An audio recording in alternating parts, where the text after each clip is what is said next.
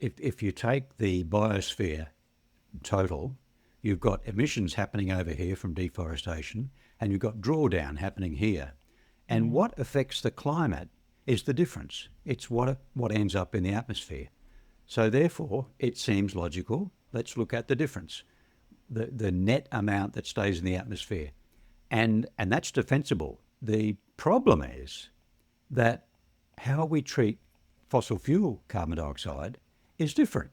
But the same thing happens to the carbon dioxide from fossil fuels. Okay, most of the emission from fossil fuels is drawn down by growing vegetation. 2/3 of it is drawn down. In the first year, is drawn down by growing vegetation. So it's not as though we have this huge conceptual difference. It's just that they are inconsistent. We could either treat them as the net emission, or we could treat them both as the gross emission. I advocate we treat the gross emission. Hello and welcome to Planet Critical, the podcast for a world in crisis. My name is Rachel Donald. I'm a climate corruption journalist and your host. Every week I interview experts who are battling to save our planet. My guests are scientists, politicians, academics, journalists and activists. They explain the complexities of the energy, economic, political and cultural crises we face today, revealing what's really going on and what they think needs to be done. These are the stories of the big picture. Go to planetcritical.com to learn more and subscribe.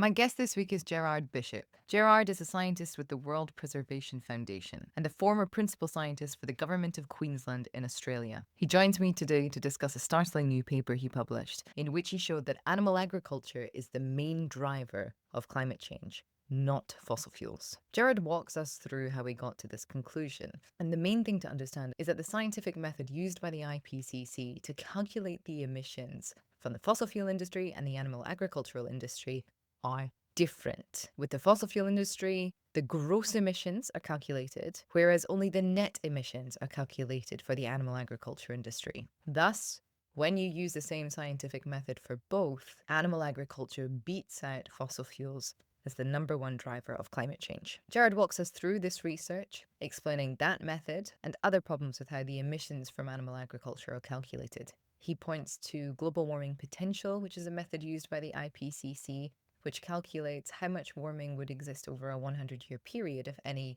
number of greenhouse gases, pointing out that because methane is only in the atmosphere for about 10 years and is much more potent than carbon dioxide, when you stretch it out over a 100-year period, its impact looks much softer. He also points to the cooling effect of aerosols and that when we stop using fossil fuels, we're gonna get another warming shock. Now, that is not an excuse to continue using fossil fuels. Gerard is a huge proponent of people switching to a plant-based diet and planting trees. What he's pointing out, though, is that according to his research, everybody today could take a huge step towards helping our overheating planet by switching to a plant-based diet. This conversation really is about deforestation, degradation, regeneration, and rewilding. The role of trees in carbon drawdown, the rate at which they're being deforested, and the enormous amount of fossil carbon that they are holding within them, meaning that when we chop trees down, we're releasing CO2 emissions from our past fossil fuel production into the atmosphere. This conversation is both empowering and concerning, providing a new lens to look at the different ways that the Earth systems interact with one another, how we're polluting them, and what we can do about them. I hope you all enjoy the episode. If you do, please share it far and wide. And if you're loving the show, become a patron on Patreon or support Planet Critical with a paid subscription at planetcritical.com. By signing up, you'll get the Planet Critical newsletter inspired by each episode delivered straight to your inbox every week. You'll also have access to the wonderful Planet Critical community who are full of inspiring thoughts, ideas, critiques, and determination. The links are in the description box below.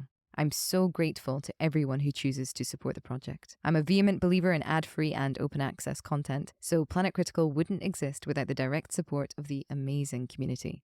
Thank you so much to all of you who believe in Planet Critical and keep the project going every week. Gerard, welcome to Planet Critical. It is a pleasure to have you on the show. Thank you, Rachel. It's a great pleasure to be here. My first question for you is, why is the world in crisis? That's a really good question. And And many people will tell you it's a polycrisis. It's not only climate change, it's not only biodiversity loss, it's not only water cycles, it's not only forest loss, it's not only nutrient pollution, it's not only ocean dead zones, it's not only land degradation, it's all together. And yes, humanity has pushed the boundary to the point where we are endangering our own future. But I think now we're realising that we don't live alone. We can't live Mars-like on planet Earth. Without the biodiversity, without the web of life that surrounds us, we will surely perish.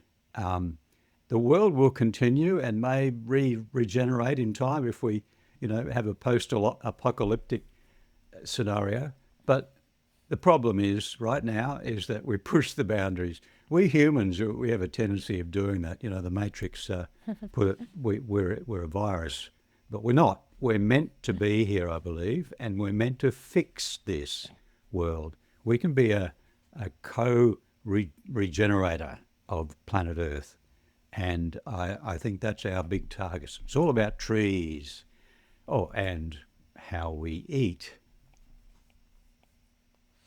I completely agree with you. It's one of my pet peeves when people talk about humanity as a virus or a bacteria, because it only serves to further this nonsensical idea that we are somehow separate from every other living being. And also it puts all of humanity in one box, whereas there's such a diversity of human cultures and traditions and histories, and it's not been every single human culture that has created the mess that we're in today. That's very much been driven by industrialism, meeting the energy of fossil fuels, and you get our world today.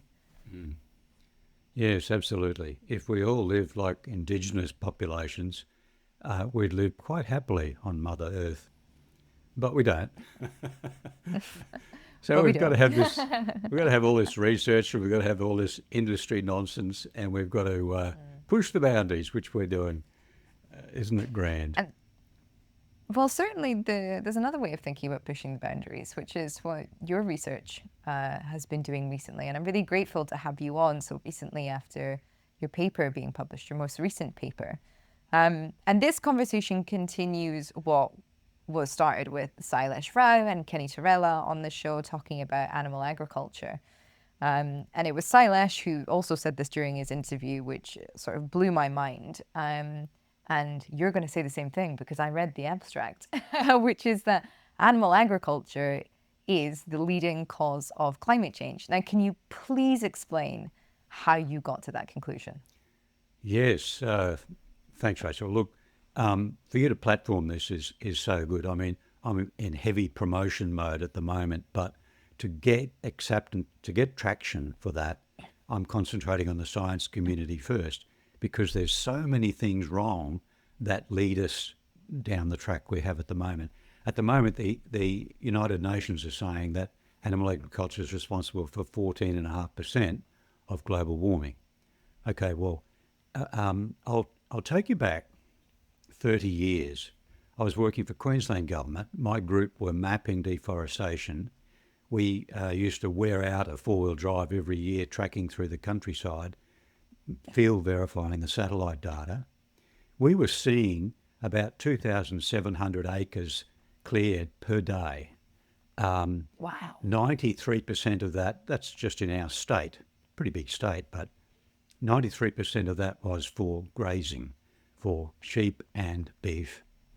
So after I stormed out, I left work because some of my crew, without me knowing, had contributed to a greenwashing for the Queensland beef industry. So I threw a tantrum and walked out.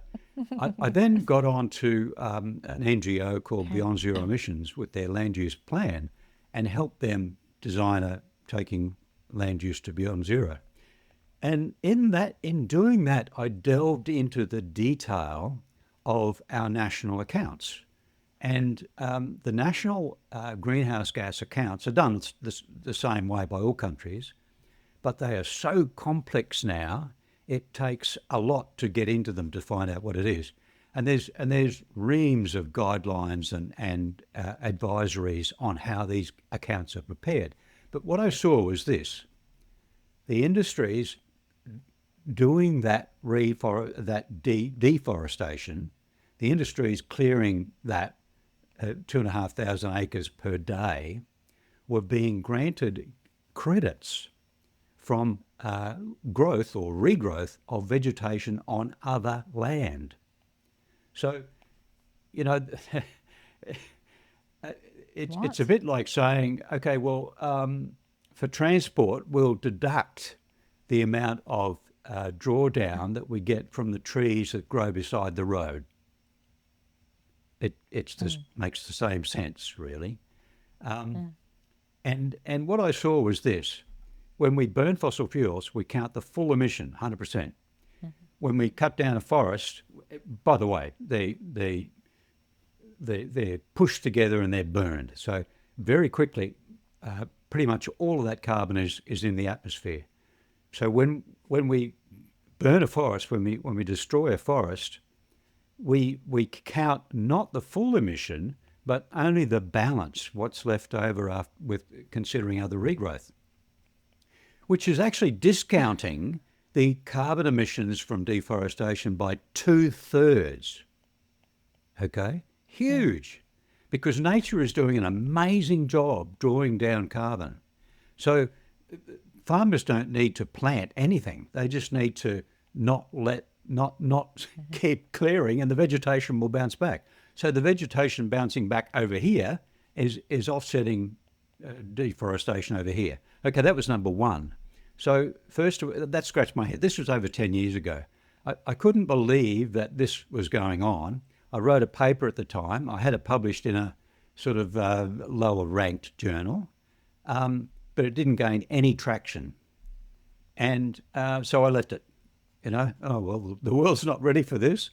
But recently, this is really interesting. Recently, there's been some really good data. There's a community of scientists called the Digital Global Vegetation Modelling Guys, and this is a huge community, and they sort of leverage off each other. They use different models. They use extensive use of satellite data, and they can see what's happening to the vegetation on Earth, and they model the drawdown and the emissions.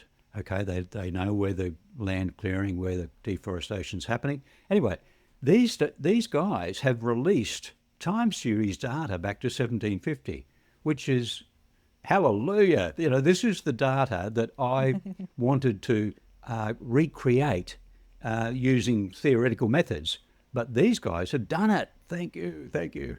I did say that to them actually, and engaged with me. They engaged with me saying, we agree with what you're doing, we love it. So anyway, that's the first step. The second thing about animal agriculture and climate is that, you know, and the debate's been raging for decades now. And what you get is this: the IPCC, the rule book, if you like, has agreed on measuring the warming from methane and all other gases using a metric called the global warming potential over 100 years. Okay?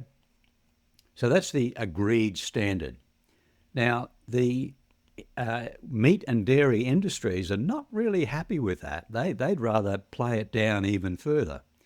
And they've funded some and supported some other research groups that have created other metrics like GWP star, which further downplays the warming impact from methane. And on the other hand, on the other side of the aisle, you get these people like Salish Rao and Goodland and Anhang, who published over a decade ago.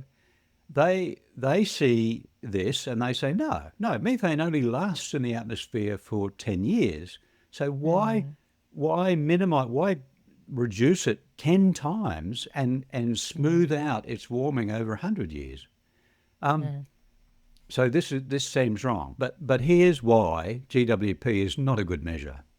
GWP is a measure of okay, if we release this much carbon and this much methane and this much nitrous oxide, what will be the effect in 100 years' time? So it's a time-dependent metric, okay? It's not and you can change that time for whatever. It's good for climate targets, for example.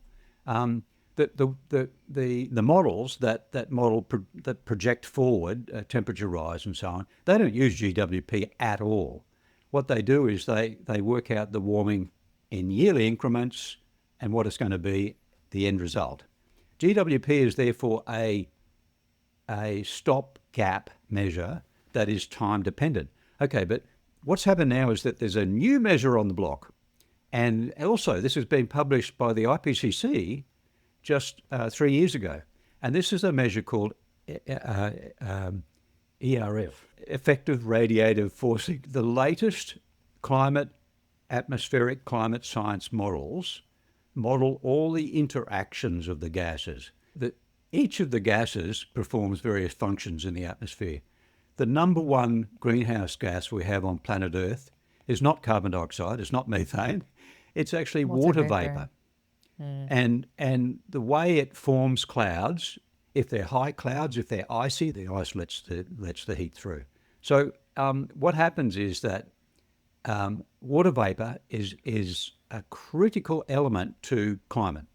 Okay, so what happens when we emit methane? It produces a whole lot of downstream gases. It produces tropospheric ozone, for example, and there's a complex interaction of all these gases. Well, they've got models that describe all this atmospheric chemistry now, and they're great models because they look back and they fit to the data. They don't extrapolate forward. They fit back to the data. So they're really the best science we have right now, this effective radiative forcing. Now, ERF, if you look at the ERF from 17, and we've got time series. So you look at the ERF from 1750 up until 2019, which is what they published, you find that the relative warming from methane is 3 times greater than the warming that we would have had we measured methane by GWP 100. In other words, the IPCC standard is actually measuring for today's climate change. It's measured methane and it's downplayed methane by a factor of 3. Okay, so that's number 2. So if we just stop here, Gerard, for a second and go through a little bit of what you've already explained. So, contrary to fossil fuels, in which the absolute emissions are measured in the IPCC report, the emissions from animal agriculture are going through an offsetting equation, meaning that the net emissions are being calculated. So Absolutely. If a company deforests over here, but there's a regrowth happening over here, then the deforestation minus the regrowth is what's put out on the books. I'd like you to explain really clearly why this is misleading. And for listeners, obviously, I would say in the past year or two, carbon offsets have increasingly come out as being shown to be misleading. This idea of taking net emissions rather than calculating what is absolutely going out into the atmosphere, because obviously the planet doesn't care about, the numbers that we put on it. What the reality is, what's going up is going up. But scientifically, why is it misleading to put those emissions through the through this offsetting equation? Yes, thanks, Rachel. That's actually a really important point. And to the lay viewer, when you look at it, it seems logical, and it is. If you take the biosphere total, you've got emissions happening over here from deforestation, and you've got drawdown happening here. And what affects the climate is the difference. It's what ends up in the atmosphere. So therefore, it seems logical. Yes, let's look at the difference, the net amount that stays in the atmosphere, and that's defensible. However, the problem is that how we treat carbon dioxide, fossil fuel carbon dioxide, is different. But the same thing happens to the carbon dioxide from fossil fuels.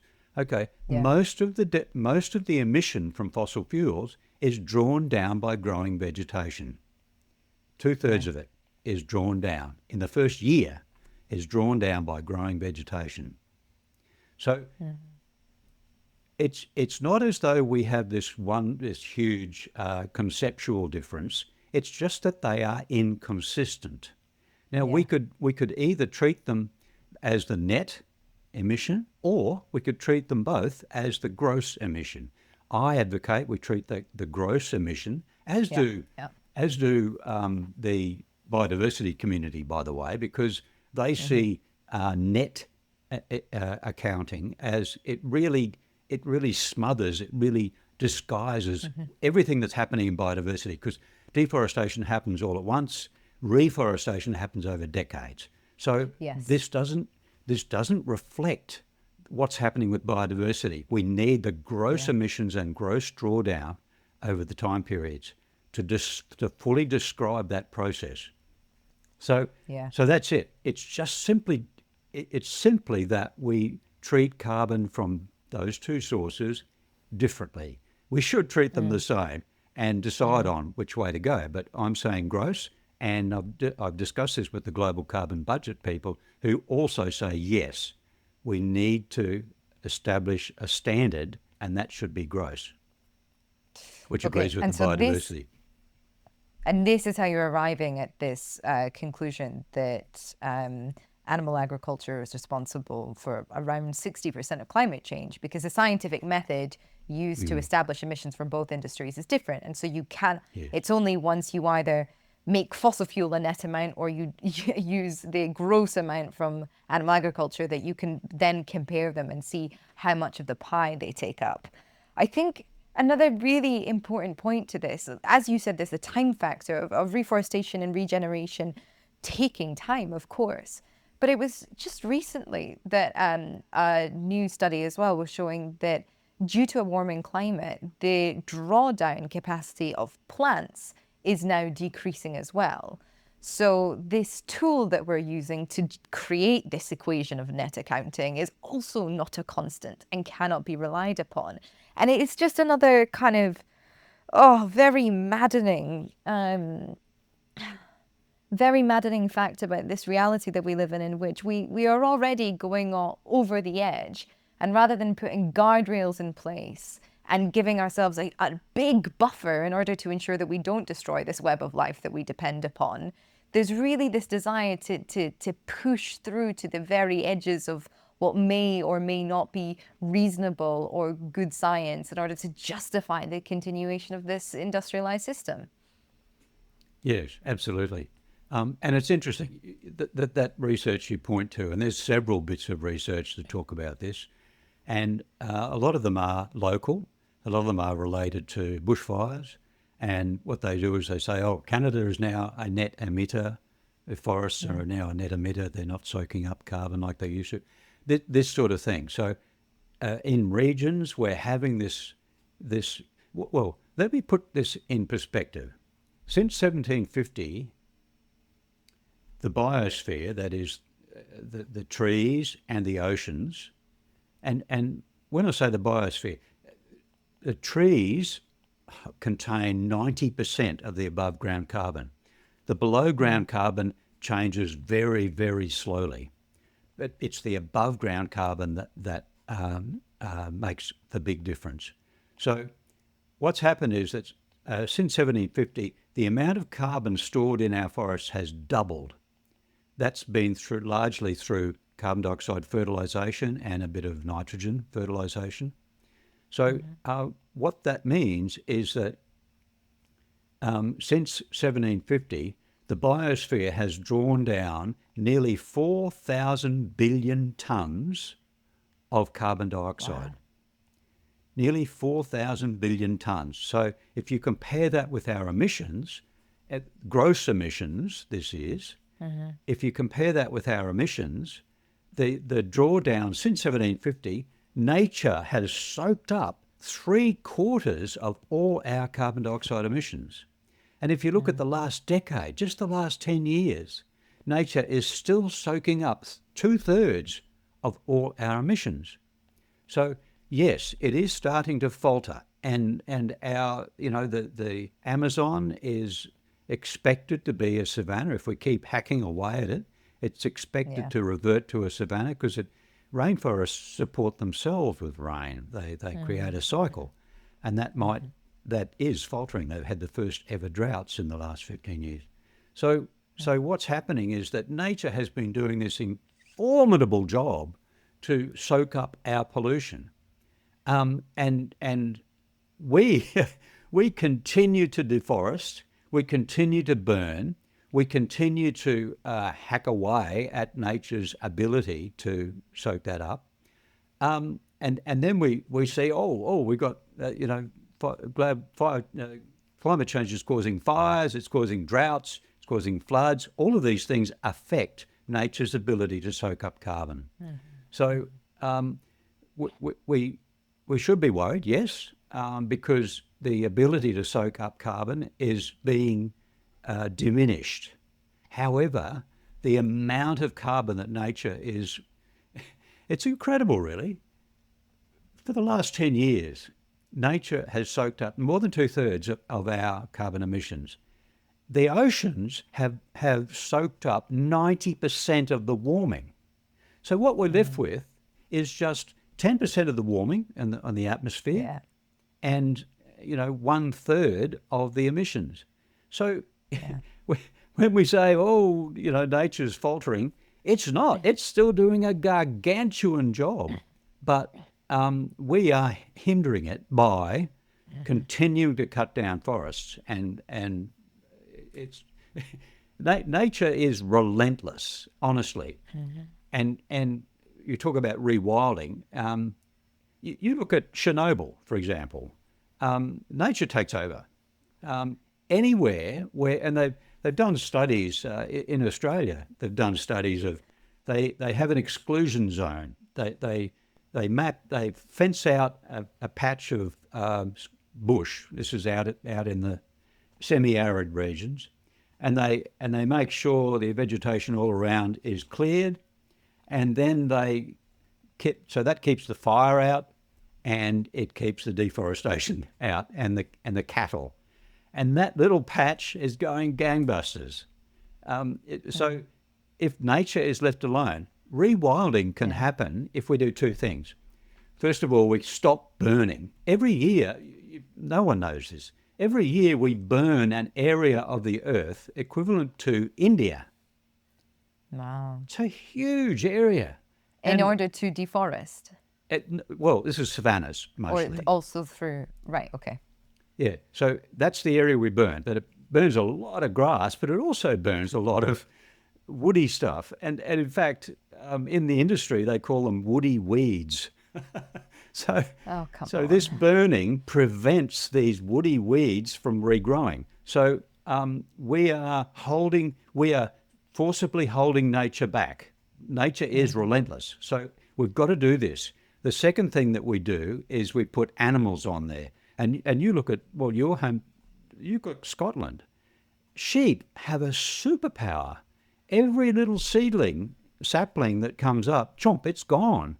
So, for centuries, that land has been kept free of forest simply by putting animals on there. So through using forests in the tropics and grazing animals everywhere, we've effectively held nature back. And it's a big job, and it's a continual job. The Australian beef industry is complaining at the moment because EU has introduced the laws that stop deforestation products. Yeah.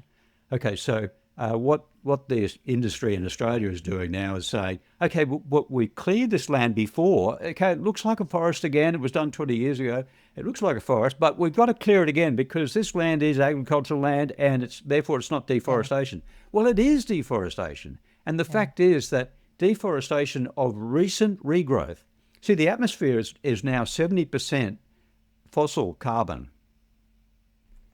The biosphere has soaked up so much of all the different types of carbon, but it's only the recent 2 decades that it's falling behind. So the atmosphere is 70% fossil carbon. So if you look at a tree that's less than 20 years old, that tree is mostly fossil carbon. So, when the industry says, oh, it's only regrowth, it's fossil carbon regrowth, mostly. So we've got our thinking so wrong. But to answer your question, yes, it is faltering. However, nature is unbelievably good at making up for our excesses, our pollution. So all we've got to do is stop burning, pull the animals off, and let it and fence it off so no animals graze there, and let it grow, and it will. Chernobyl showed us that. The frightening thing when thinking about deforestation is, well, there's lots of frightening things about it, but through the framework of what you've just said, it's that we are, through the act of deforestation, putting out fossil carbon that has previously been stored. So it's like the fossil fuels that we burn in a day are also then being supplemented with fossil fuels that we burned in the past, but that the planet held on to and didn't release out into the atmosphere. Now, that's really quite terrifying, because the impact of fossil fuels is also huge.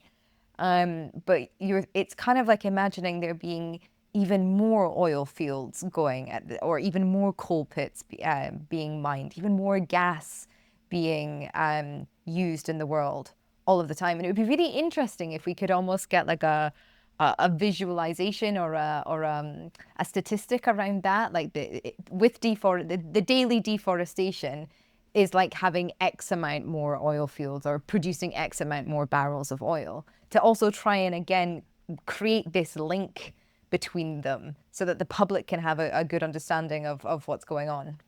Yes, that would be fascinating. I did allude to that. I did mention that in my first paper published last year, that said that most of the carbon emitted from recent regrowth is fossil. But that's right. Two-thirds of all carbon is soaked up. So, at the moment, 70% of the atmosphere is fossil carbon. So, any recent growth, or any old growth even, going back hundreds of years, is a partially fossil carbon, increasing over the years. So yes, it's nature is on our side, has always been on our side, and always will be, if we let it go. Simply let it go. So to put that in a nutshell, the three things that my work shows that are different to the mainstream. The third one I didn't mention, and the third one is one of the biggest. When we burn fossil fuels, we not only release carbon dioxide, but we also release cooling aerosols, sulfur dioxide, nitrogen oxides, and others. And these cooling aerosols, you might have seen them if you've ever been to a big industrial city, particularly recently in Asia. I was in Shanghai once, and your nose starts to get inflamed, and it's just like a grey fog. This is what they cleaned up in Europe years ago. It was causing acid rain. So that comes from burning fossil fuels. And so what happens is that these aerosols actually act to cool the planet. Now, the effect of these aerosols has been extreme.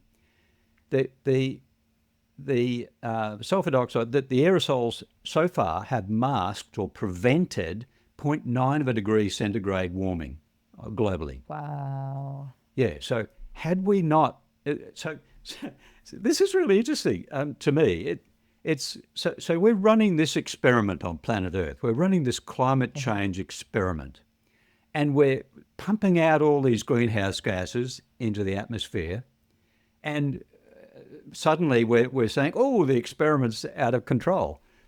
But within that experiment, we have this geoengineering project, and it's been massive. It's prevented zero 0.9 of a degree warming. Now, you talk about, Gates talks about geoengineering right now, and he's howled down. But we've been doing it already. So, it's not as though it's a new thing. The problem is that these aerosols affect people's respiration, animals' respiration. So let's continue to do it in the skies, maybe, or upper atmosphere, or over the oceans, where people aren't there. It doesn't make sense to, and there was a paper released by James Hansen, and in that paper he said the skies are clearing faster than we expected, and the global warming is accelerating as a result of that. And if he's right, and I think he's right, because I feel that global warming is accelerating, that means we've shot ourselves in the foot. We're cleaning up our skies. 2022, the global shipping industry looked at emissions. See, shipping fuel is the dirtiest of all fuels, bunker fuel, and it produces a lot of sulfur dioxide and others. So it was the main cooler of the planet, and they said, no, let's get rid of this dirty fuel. So they've cleaned up their act, and in that time, Hansen reckons the temperature is accelerating. So we're shooting ourselves in the foot.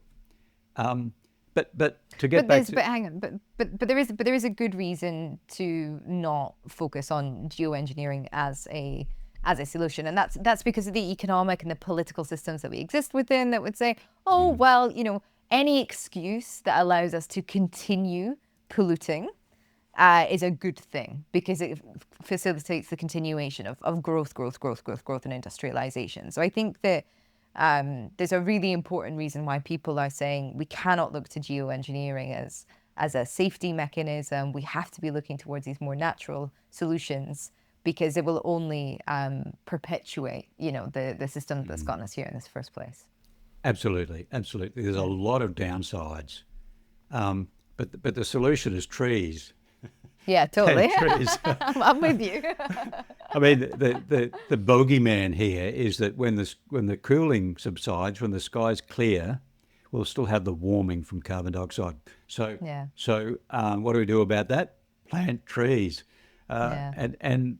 and the power of trees is totally underestimated, and it's being questioned all the time. But the fact is, trees are incredible. Have done an amazing job, a gargantuan job in making up for our pollution.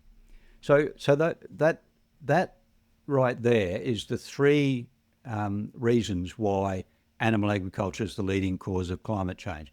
First of all, we've counted the emissions, the carbon emissions from deforestation in net rather than gross. So we've been discounting that by 2/3.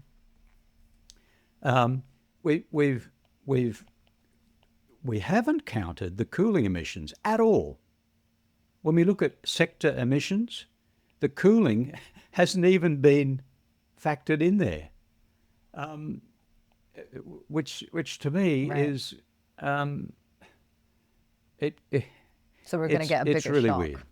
Yeah, and the third thing is that our best atmospheric chemistry models now are telling us the warming produced by each of the gases, and that means that methane has produced a lot more warming than GWP would have us think. So those three things put together are what makes animal agriculture the leading cause of climate change.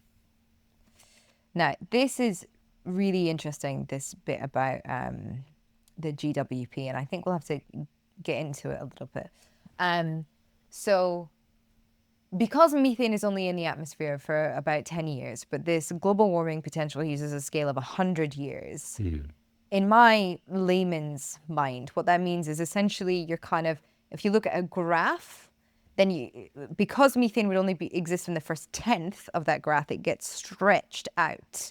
and it looks as if, therefore, the effect is lessened over that period of time. Is that correct? Yes, that's right. That's right. It does all its warming, most of its warming in the first 10 years, and then it tails off to virtually nothing another 10 years later. But the warming that happens in that first 10 years, it's not like it's not like the net warming. It's nothing. It's that there's a peak and then it's done, right? Yes, that's right. Yes, that's exactly right. And it's interesting. It's really interesting because the people who are advocating we need a new metric for methane because the GWP 100 overstates the importance of methane, and they've come up with this GWP star metric, which is the model really. And they're promoting that, but the papers that support that are really interesting because what it justifies, if you like, it justifies a constant level of methane emissions. It will make no difference to the long-term, hundreds of years hence climate. I see. That's what they're saying, but that modelling but there's two things wrong with that. First of all, we haven't got a constant level of methane emissions; it keeps going up. The second thing is that their modelling shows that if we reduce methane emissions, we reduce the warming. And methane alone has caused, through these ERF models, methane alone has caused half the global warming that we now experience. And when you emit methane, you don't have cooling aerosols to balance, to mask anything. Right. So methane is a nasty, dirty king of the heap, and it's gone quickly, but it's been incredible. It's caused half the global warming since 1750. It's caused 0.6 of a degree warming, methane alone. So this is the opportunity we have, rather than think, okay, we'll justify a constant level of methane emissions. If we look at it in a different way, if we look at it, okay, let's reduce the methane, and if we do that, that is the only measure that we have in the short term of reducing global warming. The only measure is methane. Focusing on trees and carbon is long term. It's like decades. I see. Focusing on methane is the short term payback. So this is where, if we see this work refocuses our thinking on what's caused global warming. It refocuses on forest and it refocuses on methane. And there's one industry that's responsible for a big chunk of that, and that is animal agriculture. So this one industry offers the opportunity to, number one, take animals off the land. See, a third of the land surface is dedicated to grazing animals. Half of that was forest. If we let those forests regenerate naturally, even, and the way to do that is take the animals off and stop burning it. If we let that happen, carbon will draw down. Secondly, we reduce the methane, and therefore in the short term, we might even have global cooling, which would be nice. So that's what this research does. It focuses on these industries that are most harmful to climate and planet Earth. What is the biggest source of methane emissions? Is it animal agriculture? Yes. Right. Wow, yes. That is astonishing. And in fact, the methane continues to go up and continues to astound the experts because it keeps going up. And that's because the industry is getting bigger every year, right? Yeah, and how about this? This is a really interesting side thing. I mean, Australia is probably one of the most regulated countries. You know, farmers have to fill out forms for every darn thing. But what's happening is, and one of the universities produced a report late last year that said, okay, we've got all these statistics on animals and beef production and so on, and they compared the amount of beef that's being produced through the abattoirs to the amount of animals on the land, and they said, no, this is a major misclose here. And it turns out that the number of animals on the land was actually underestimated by perhaps up to 70%. So So what happens is that the farmers, they have to pay a head tax to state government in New South Wales, in some of the states.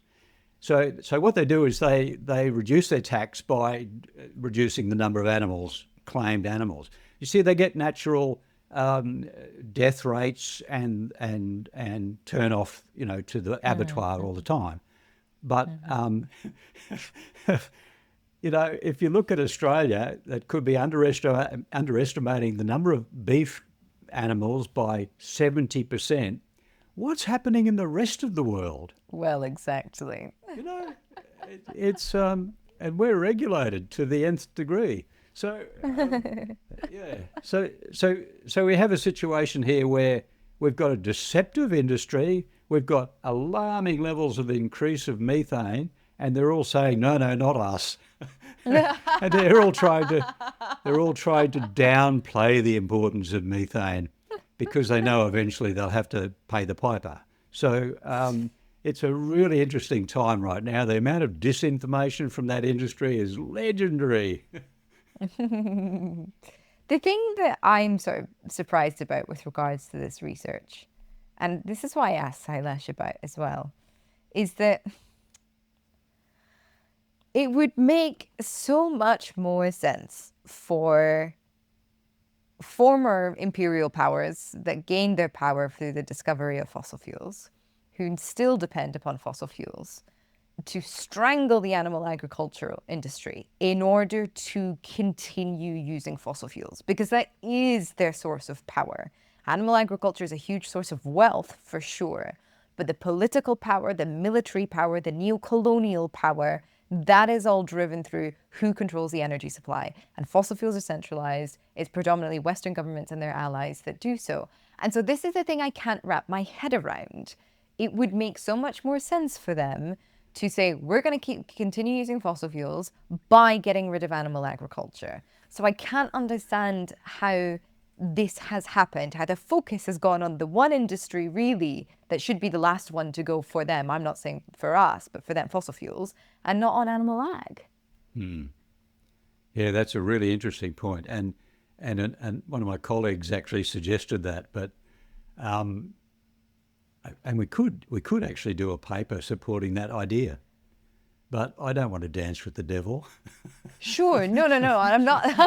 I'm not saying that we should by any means. I would like to see the end of fossil fuels because I would like to see the end of centralized power, but I cannot wrap my head around why that's not the argument at play here. Yeah, and I think it basically comes down to what is the official line, and NGOs all toe the line. What is the climate impact of animal agriculture? Animal agriculture produces 14.5% of global warming according to the FAO. So that's the number that they use. Up until now, see this research that's been published, there's been a number of other papers, Goodland and Salish, and they've published, but they haven't published in the club. Academia is a club, of course. And if unless you publish in the leading journals with the rigorous peer review, you just don't get accepted to that club.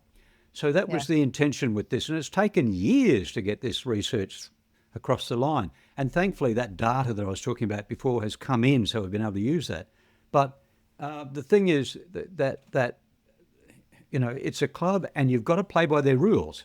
And since then, I've been targeting academics to get traction in the academic sphere. And I have for that first concept, for the concept of the mismatch in how we count for carbon emissions. And now I'm promoting like mad to get traction with other academics on the other two aspects, the ERF and the inclusion of cooling emissions. But actually, interestingly enough, if you look at the graphs in my paper, you'll see that the forgetting cooling altogether, if we ignore cooling, you see that the warming from agriculture is actually greater than the warming from fossil fuels to date. So it's not as though this work hinges on one or two of those measures. But taken all together, it makes a huge difference. Yeah, Yeah, that's what I'm hearing. That's what I've read in your paper. And even as somebody who's a total scientific layman, the fact that the two scientific methods are not the same that are used to produce these numbers, and then claiming that they can be part of the same pie chart. I mean, that's just nonsensical. I just want somebody to explain to me how this has happened, because it's so antithetical to my understanding of global power. And I suppose it kind of creates like the possibility for a really interesting political situation where you might have, this is sort of the creative writer in me going somewhere, but this sort of dystopian storyline of like fossil fuels trying to take down animal agriculture so that they can, maintain themselves for a little bit longer. which might be a way through this, to be honest, at least a stopgap. But I suppose the other really exciting thing about this, and this is what Sailesh said, is that this is a form of action that everybody can take tomorrow by switching to a plant-based diet. And according to your research, surely that would be actually the most effective thing that everybody could do. Yes. Well, I'll give you a small example of that. I'm a director of a group called Replant Byron, which is a group planting trees. And our ambition is to offset agricultural emissions by planting 1.8 million trees. Okay, in Queensland, the work that I did there, mapping deforestation, we were clearing almost 1 million trees per day. So if you want to be effective in preserving forests, planting trees is almost a waste of time.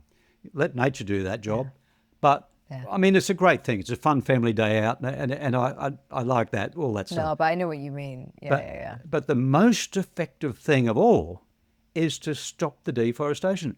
That industry only knocks down trees. I've had a woman, a beef producer, crying. Look, we're forced to. The banks and the valuation of the property that we paid is so high that we've got to make every bit of this land productive. Right. So they've got to clear, and it's a catch-22. So the most effective thing is to change what you eat. If you do that, they won't clear for clearing's sake. They only clear to produce beef. Yeah. And I thank you for that anecdote as well, because I think, as with everything, in a world of such complexity, we look for the easy storylines and, so that person's evil and that person's got bad intentions or whatever. And, yes, there's a handful of multinational companies that dominate animal agriculture, but actually still the majority of food is still produced by smallhold farmers who are experiencing the enormous pressures, not just of the economic crisis that we're in globally, but also a changing climate, which is impacting their lands, et cetera, et cetera, et cetera.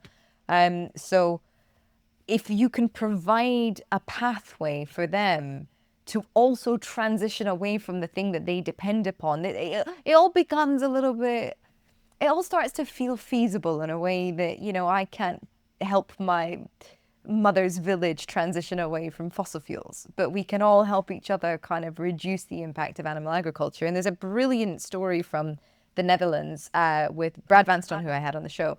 And he was talking about how his plant-based food company went directly to animal agriculturalists in the Netherlands and said, listen, we are doing this because of the big picture, and we would like to produce, our beans that we need for our cheese here.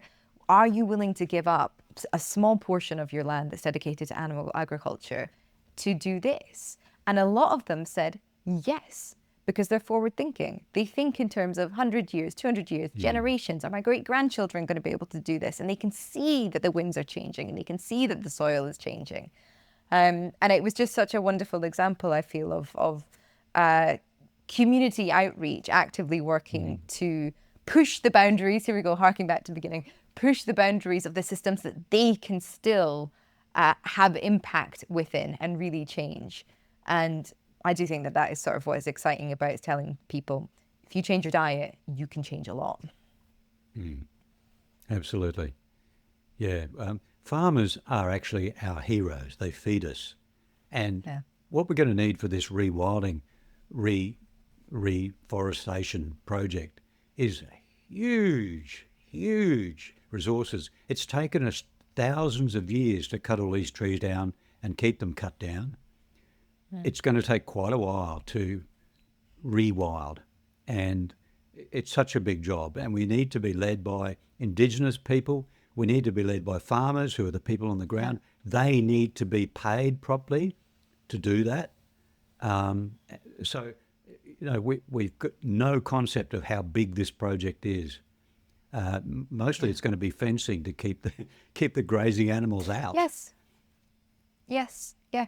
I interviewed Owen Dalton on the Monka Bay podcast. He's an Irishman who left the rat race about a decade ago and bought a bit of land on one of the sort of peninsula bits of Ireland. And he has reforested the rainforest that exists in the United Kingdom, the temperate rainforest.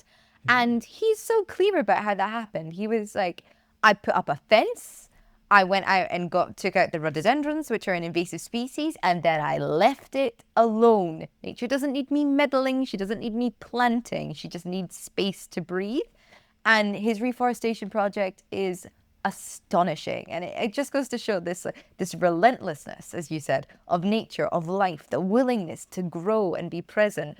And it's all totally feasible. And a huge part of it involves human beings getting out of the way. Absolutely. Very well put. Yeah.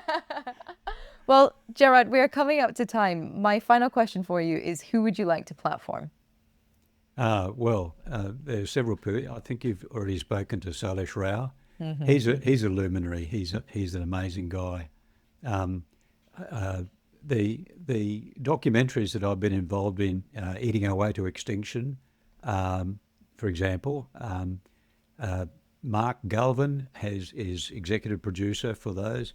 He's involved with the latest Game Changers documentary as well. So he'd be an interesting guy to interview on those lines of the traction. Right. He told me once that Game Changers 1 was the most viewed documentary of all time, which says a great deal about what people are hungry for. What a nice line, Gerard. What a great line. What people are hungry for. Well, listen, thank you so much for your time today, and thank you for your research. I'm really looking forward to the Planet Critical community getting their teeth into this. Yes, very good. Thank you, Rachel. It's been a great pleasure. If you want to learn more, I've put links to everything in the description box below. Remember to subscribe to the channel if you're new here, and share the episode if you enjoyed it. To support the show, subscribe at planetcritical.com, where you can read the weekly newsletter. You can also become a Planet Critical patron. All links are in the description box below. As always, my deepest thanks to that community. Planet Critical wouldn't exist without your support. Thank you everyone for listening and for coming on this journey together.